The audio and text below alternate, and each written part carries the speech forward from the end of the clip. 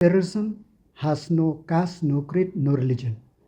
So I'm very thankful to the army, to the government of India for taking this decisive decision that no matter what, whoever disturb, whoever want to disturb the peace and tranquility, moreover to take the life of innocent Indian, they have to be brought to justice wherever they are. First of all, we have to know to recall that before what happened in Pulwama, Pahalgam, that the army chief of Pakistan made a statement against the Hindu. After and just after that, the foreign minister of Pakistan visit Bangladesh, and after that, this incident in J&K happened where innocent life was lost. So there is interlink. I cannot rule out that there is no link at all.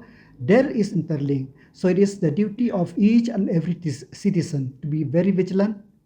The law enforcing authority, the citizen of the border area, more important, the border area should be very vigilant in this time of crisis so that any untoward incident could be prevented so that the Meghalaya, Northeast, and India as a whole be secure.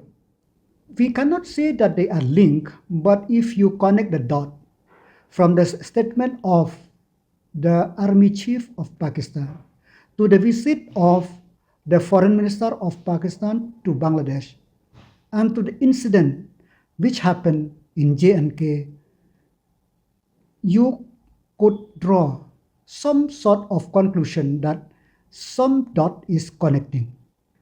It is not the question of only fencing, it is the question of the vigilant.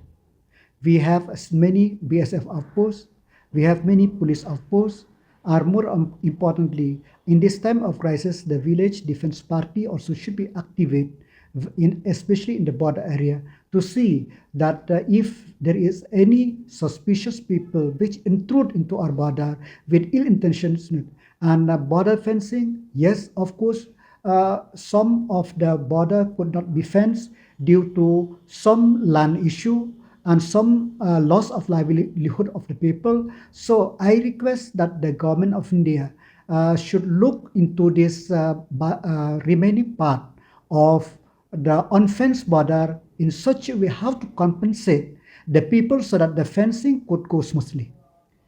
It is not a question of presence of the law enforcing agency everywhere. But as I said to you before that, so in my area, in my constituency, for a distance of about 40 kilometers, there are about 7 border outposts. There are about 3, one police station, one in Tamabil, this border outpost, and one patrol post in Muktapur.